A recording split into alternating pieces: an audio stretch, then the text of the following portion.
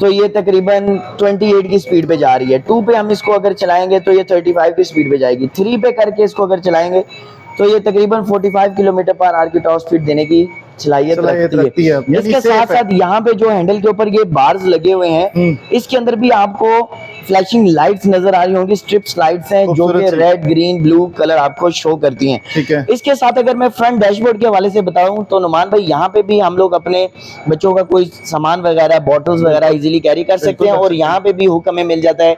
यहाँ पे भी हम लोग कोई ना कोई सामान वगैरह इजीली अपने साथ कैरी कर सकते हैं। इसके अलावा जब आगे जो चलाने वाला होएगा राइडर, वो यहाँ पे पाँव भी रख सकता है इजीली, जैसा कि मैंने अभी रख के दिखाया आपको।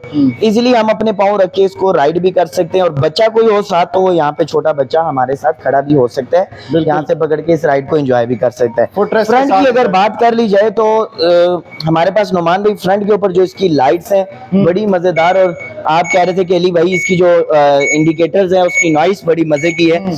तो यहाँ पे देखें क्रिस्टल क्लियर आपको इंडिकेटर्स मिलेंगे और फ्रंट पे जो इनकी लाइट्स हैं वो भी बड़ी फ्लैशी लाइट्स है। इसके अलावा जो जॉय प्रो मॉडल है उसकी तरफ भी आते हैं।